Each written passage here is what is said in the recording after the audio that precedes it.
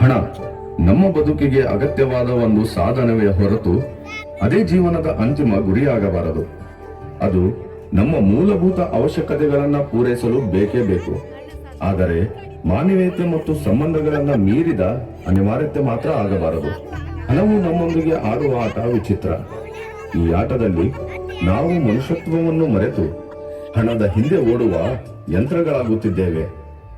ಈ ಆಟದಲ್ಲಿ ಗೆಲ್ಲಬೇಕೆಂದರೆ ಹಣವನ್ನು ನಾವು ನಿಯಂತ್ರಿಸಬೇಕೇ ಹೊರತು ಅದು ನಮ್ಮನ್ನ ನಿಯಂತ್ರಿಸಬಾರದು. ಇಲ್ಲವಾದಲ್ಲಿ ಈ ಕುರುಡು ಕಾಂಚನ ಎಲ್ಲರನ್ನು ಕುಣಿಸುತ್ತದೆ.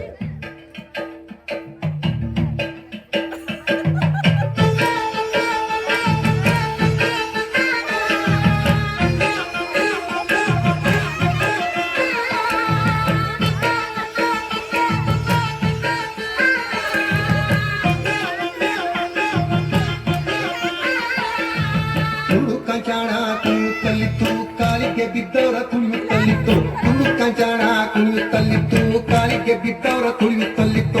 ಹುಡು ಕಾಂಚಾಣ, ಹುಡು ಕಾಂಚಾಣ, ಹುಡು ಕಾಂಚಾಣ, ಹುಡು ಕಾಂಚಾಣ, ಹುಡು ಕಾಂಚಾಣ ಕುಣಿಯುತ್ತಲಿತ್ತು, ಕಾಲಿಗೆ ಬಿದ್ದವರ ತುಳಿಯುತ್ತಲಿತ್ತು. ಹುಡು ಕಾಂಚಾಣ ಕುಣಿಯುತ್ತಲಿತ್ತು, ಕಾಲಿಗೆ ಬಿದ್ದವರ ತುಳಿಯುತ್ತಲಿತ್ತು.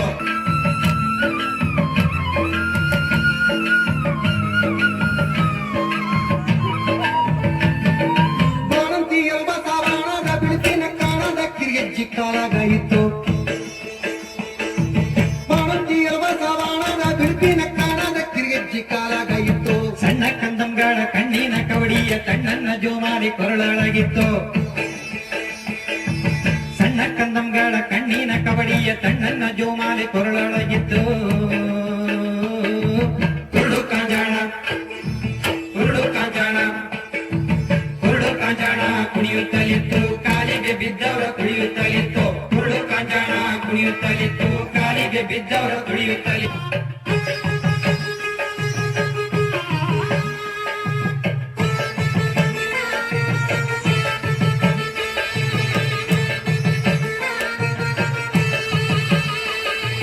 ಬಡವರ ಒಡಲಿನ ಬಡವಾನಲದಲ್ಲಿ ಸುಡು ಸುಡು ಪಂಜು ಕೈಯೊಳಗಿತ್ತು.